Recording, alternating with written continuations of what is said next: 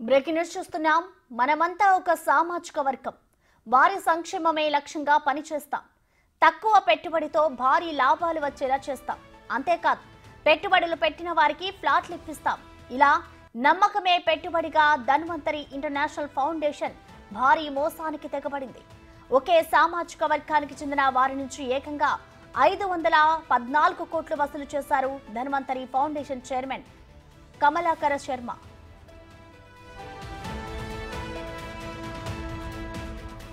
ప్రపంచవ్యాప్తంగా 20 దేశాల్లో ఉంటున్న 2.50 లక్షల మందిని సభ్యులుగా చేర్చుకున్నారు. తాము చేపట్టబోయే వ్యాపారాల్లో వచ్చే లాభాలను పంచుతానంటూ ప్రపంచవ్యాప్తంగా 4,000 మంది నుంచి 514 కోట్ల డిపాజిట్లు సేకరించారు. మొదట్లో కొంతకాలం సజావుగానే వడ్డీలు అందించారు. ఆ తర్వాత క్రమంగా ముఖం చాటేయడంతో బాధితులు CCS లో ఫిర్యాదు చేయడంతో కమలాకర శర్మపై కేసు నమోదైంది.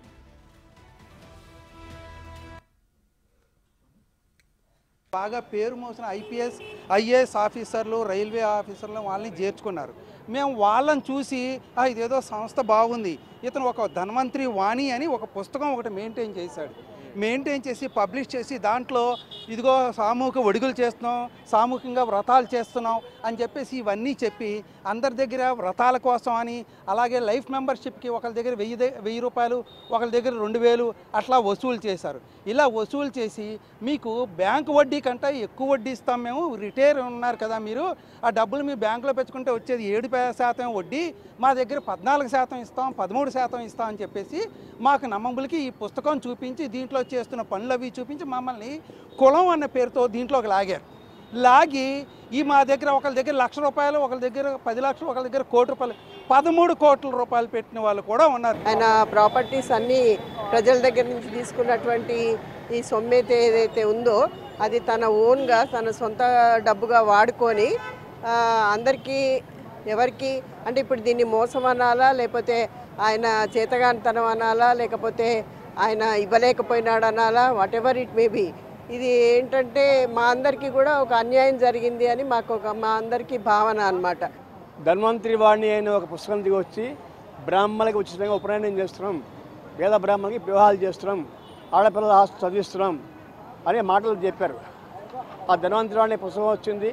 DIG అరవిందరావు గారిని, KRK ప్రసాద్ AS ఆఫీసర్లని ఇన్వాల్వ్ పెట్టి ఇటీవల రాయించి పుస్తకాలు అట్రాక్ట్గా తీసుకొచ్చారు. అవన్నీ నమ్మాం. తర్వాత ఫ్లాట్లు పెడుతున్నాం, మేము ఫ్లాట్లు మన బ్రాహ్మణులకి అమ్ముతున్నాం, వేరే వాళ్ళకి అమ్మట్లేదు. ఒకవేళ మీకు డబ్బులు అవసరం ఏంటంటే మళ్ళీ మాకే ఇచ్చేస్తే మీకు తగ్గించి డబ్బులు ఇస్తాం, మళ్ళీ మేము 10%, లేదు మీరు అమ్ముకోదలుచుకుంటే ఇంత అమౌంట్ వస్తుంది, మంచి ఫీచర్ ఉంది అని చెప్పేసి మమ్మల్ని ఈ మైలాడ్ దేవరపల్లి దగ్గర ల్యాండ్ చూపించి ఆ డబ్బులు తీసుకొని 14 lakhs మా అబ్బాయి తీసుకున్నారు. ఇట్లాగే మాయమాటలు చెప్పి ఉపనయనాలు చేస్తున్నాము, ల్యాండ్ డెవలప్ అవుతుంది, మీకు మీరు పెట్టిన 15 లక్షలకి 70 లక్షలు వస్తాయి అని మాయమాటలు చెప్పారు.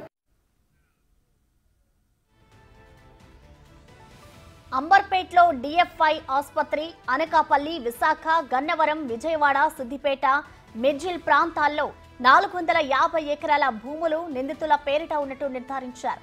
ఫోరెన్సిక్ ఆడిట్ నిర్వహించి సాంకేతిక ఆధారాలు సేకరించారు. వీటికి సంబంధించిన రికార్డులు సేకరించి న్యాయస్థానంలో అఫిడవిట్ దాఖలు చేశారు. మరో 2 ప్రాంతాల్లోని ఆస్తుల వివరాలు సేకరిస్తున్నారు. ఇక ధన్వంతరి ఫౌండేషన్ ఇంటర్నేషనల్ పేరిట పలు బ్యాంకుల్లో ఉన్న 30 ఖాతాలను ఫ్రీజ్ చేశారు. బాధితులకు న్యాయం చేస్తామని హామీ ఇచ్చారు.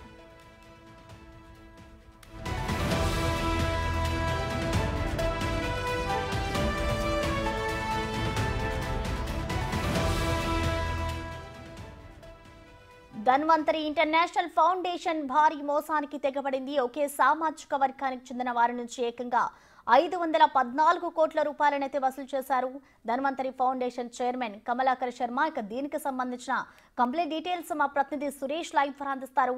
సురేష్, చెప్పండి, అసలు ఇంత పెద్ద మొత్తంలో ఈ ధన్వంతరి ఫౌండేషన్ సంస్థ బాధితుల్ని ఎలా మోసం చేసింది? అసలు దీనికి సంబంధించి బాధితులు ఏమంటున్నారు సురేష్?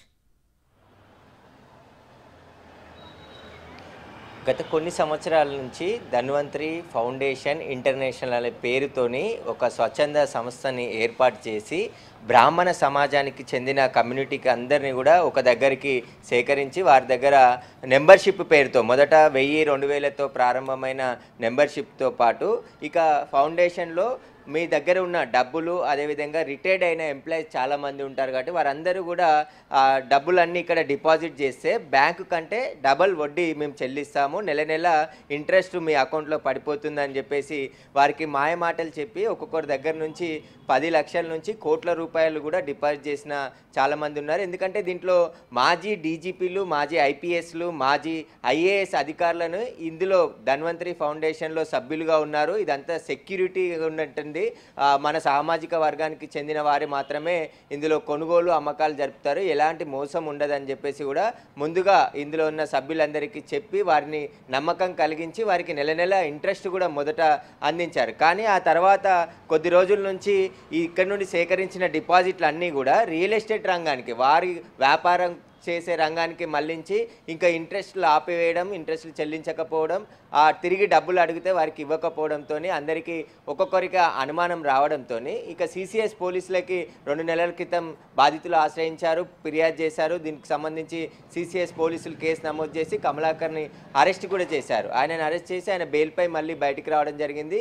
మొత్తం ఈ ఫౌండేషన్కి సంబంధించిన ఆస్తులు ఎన్నున్నాయి, ఎక్కడెక్కడ ఈ ఆస్తులు కూడబెట్టారు, వీటన్నిటికి సంబంధించి పోలీసులు దర్యాప్తు చేస్తున్న తరుణంలోనే దాదాపు 450 ఎకరాల భూమిని గుర్తించడం జరిగింది. వాటన్నిటిని కూడా కోర్టు అనుమతితో అటాచ్ చేసి దీన్ని అమ్మడానికి కానీ కొనుగోలు చేయడానికి వీలు లేకుండా పోలీసులు అయితే అటాచ్ చేయడం జరిగింది. వీటి ఆస్తుల రూపంలో కొనుగోలు చేసి మొత్తం వారు ప్రైవేట్గా లబ్ధి పొందారని చెప్పేసి కూడా పోలీసులు గుర్తించడం జరిగింది. నిన్న DCP Hyderabad crime DCP Swetha Reddy దాదాపు 200 మంది బాధితులతోనే, అంటే ఒక తెలంగాణనే కాకుండా దేశవ్యాప్తంగా ఉన్నటువంటి అందరూ బ్రాహ్మణ కులానికి సంబంధించిన వ్యక్తులందరినీ కూడా ఇందులో సభ్యులుగా చేర్చుకొని వారి ద్వారా పెట్టుబడులు పెట్టించుకున్నారు.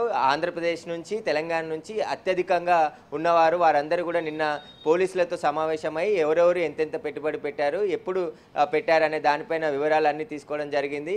ఇప్పుడు అటాచ్ చేసిన ఆస్తులన్నిటిని ద్వారా అమ్మి బాధితులకు న్యాయం చేసే విధంగా చూస్తామని చెప్పేసి పోలీసులు చెప్తున్నారు. ప్రస్తుతం నేను అంబర్పేటలో ఉన్న ధన్వంతరి ఫౌండేషన్ ఆఫీసు, ఇన్ని 100 కోట్ల రూపాయలు వసూలు చేసిన ఫౌండేషన్ ఆఫీసు ఒక చిన్న షటర్ ఏర్పాటు చేసి లోపల మాత్రం 100 మంది కూర్చునే విధంగా సదుపాయాలు చేశారు. కానీ ప్రస్తుతం ఇక్కడ ఎవరు లేరు. బిగ్ టీవీ మాట్లాడే ప్రయత్నం చేసినప్పటికీ ఎవరు రాలేరు అని చెప్తున్నారు. మనం ఒకసారి లోపల చూస్తే కూడా దాదాపు చాలామంది 100-200 మంది కూర్చునే విధంగా ఆఫీస్ని ఏర్పాటు చేశారు. దీంట్లో ప్రస్తుతానికి ఇంకా ఎవరు రాలేదని చెప్పేసి ఇక్కడ ఆఫీస్లో పనిచేసే వాళ్ళు చెప్తున్నారు. అయితే ధన్వంతరి ఫౌండేషన్కి సంబంధించిన బ్యాంక్ అకౌంట్లు అదేవిధంగా ఆస్తులన్నిటిని కూడా ఇప్పటికే సీజ్ చేశారు కాబట్టి బాధితులు ఎవరు ఆందోళన చెందాల్సిన అవసరం లేదని చెప్పేసి కూడా పోలీసులు చెప్తున్నారు. ఇంకా ఎవరైనా బాధితులు ఉంటే ఇక్కడికి వచ్చి పోలీసులను ఆశ్రయించి కంప్లైంట్ చేయొచ్చు. దానికి సంబంధించిన డిపాజిట్ల రిసిప్ట్లు ఉంటే వారికి కూడా డబ్బులు తిరిగి చెల్లించే విధంగా ఏర్పాట్లు చేస్తామని చెప్పేసి పోలీసులు చెప్తున్నారు. కానీ 514 కోట్ల రూపాయలు వసూలు చేసి మాజీ ఐపీఎస్ అధికారులు, ఐఏఎస్లు ఉన్నారని చెప్పేసి చాలామందికి వాళ్ళ పేర్లు చెప్పేసి ఇందులో పెట్టుబడులు పెట్టించుకున్నారని చెప్పేసి కూడా నిన్న బాధితులు చెప్తున్నారు. ఇంకా చాలామంది బాధితులు పెరిగే అవకాశం కనబడుతుంది. వీరు రాఘవేంద్ర హాస్పిటల్స్ నిర్వహిస్తున్నామని చెప్పేసి కూడా కొన్ని చోట్ల స్వచ్ఛంద కార్యక్రమాలు, అదేవిధంగా ఇందులో కొన్ని వెంచర్లు చేశాము ధన్వంతరి ఫౌండేషన్ ఆధ్వర్యంలో, ఆ వెంచర్ల ద్వారా ప్లాట్లు మీకు అందిస్తామని చెప్పేసి చెప్పారు. కానీ రోజులు గడుస్తున్నా కూడా ఇప్పటివరకు ఎవరికి ఎక్కడ ప్లాట్ ఇవ్వకపోవడం, కానీ ధన్వంతరికి సంబంధించిన ఎవరే కమలాకర్ శర్మ మాత్రం ఆయన వ్యాపారాలు చేసుకుంటున్నాడు తప్ప మాకు న్యాయం చేసే విధంగా చేయట్లేడు, ఇక పోలీసులను ఆశ్రయించాల్సి వచ్చింది చివరిగా అని చెప్పేసి బాధితులు చెప్తున్నారు. దీనిపై పోలీసులు కేసు నమోదు చేసి దర్యాప్తు చేస్తున్నారు. హైకోర్టులో కూడా చాలామంది కేసులు వేశారు. ధన్వంతరి ఫౌండేషన్కి సంబంధించి చీటింగ్ చేస్తున్నారు, ఇట్లా 100 కోట్ల రూపాయల డబ్బులు కలెక్ట్ చేస్తున్నారు, డబ్బులు డిపాజిట్ చేయించుకొని ఎలాంటి అనుమతులు లేకుండానే డబల్ ఇంట్రెస్ట్ ఏ విధంగా ఇస్తాడు, బ్యాంక్ ఇంట్రెస్ట్ కాకుండా బ్యాంక్లో 7.5 వస్తుంది కాబట్టి మేము దానికి 2 ఎక్కువగా ఇస్తాం కాబట్టి ఇక్కడ డిపాజిట్ చేయండి అని చెప్పేసి కూడా అందరూ రిటైర్డ్ అయిన ఎంప్లాయీస్ పెళ్ళిళ్ళ కోసం దాచుకున్న పిల్లల పెళ్ళిళ్ళు చేయడానికి దాచుకున్న డబ్బులన్నీ కూడా ధన్వంతరి ఫౌండేషన్లో మేము డిపాజిట్ చేశాము, ఇప్పుడు మాకు న్యాయం జరగకుంటే ఎలా పరిస్థితి అని చెప్పేసి ఆందోళన చెందుతున్నారు. చాలామంది బాధితులు ఒక్కొక్కరుగా పోలీసులను ఆశ్రయిస్తున్నారు. ఎందుకంటే నమ్మకంగా కొద్ది రోజుల పాటు ఇంట్రెస్ట్ నెల నెల బ్యాంకులో వేసిన వారు చేసేవారు. ఆ తర్వాత కొద్ది రోజుల తర్వాత పూర్తిగా బంద్ చేయడం జరిగింది. ఈ ఆఫీస్ ఇంతకుముందు ఏదైతే తిలక్ రోడ్లో ఉండేది దాని నుంచి తీసుకొచ్చి ఇక్కడ ఇప్పుడు అంబర్పేటలో పెట్టారు. మనం చిన్న షటర్, ఎవరు కూడా ఇక్కడికి వచ్చి ఇక్కడ ఇంత పెద్ద కార్పొరేట్ ఆఫీస్ ఉందా అనేది కూడా తెలియకుండా ఉంటుంది. దీని వెనకాలనే ఒక నిర్మాణం కూడా చేపట్టారని చెప్తున్నారు. ఆ నిర్మాణాన్ని కూడా పోలీసులు సీజ్ చేశారు కోర్టు అనుమతితో. మరికొన్ని ఆస్తులు కూడా గుర్తించారు. ఆ ఆస్తులను కూడా త్వరలోనే కోర్టు అనుమతితో సీజ్ చేస్తాము, బాధితులందరికీ న్యాయం చేసే విధంగా చూస్తామని చెప్పేసి కూడా పోలీసులు చెప్తున్నారు. అయితే అధిక వడ్డీ ఆశ చూపిస్తే ఎవరు కూడా ఇలా నమ్మి మోసపోవద్దు. ఎందుకంటే బ్యాంకుల్లో డిపాజిట్ చేసుకోవాలి తప్ప ఇలా ఫౌండేషన్ల పేరుతో కానీ రియల్ ఎస్టేట్ వెంచర్ల పేర్లతో కానీ అధిక లాభాలు వస్తాయని చెప్పి చూపించి ఆశ చూపిస్తే అవి మోసపూరితమైనవి అని చెప్పేసి కూడా నమ్మాలని చెప్పేసి పోలీసులు చెప్తున్నారు. ఇక మీదనైనా ఇలా ఫ్రీలాన్స్ ఓపెన్లు కానీ ఇలా ఫౌండేషన్ల పేరుతో పెట్టుబడులు సేకరించే వారి పట్ల అప్రమత్తంగా ఉండాలని చెప్పేసి కూడా పోలీసులు ప్రజల్ని హెచ్చరిస్తున్నారు. Thank you Suresh.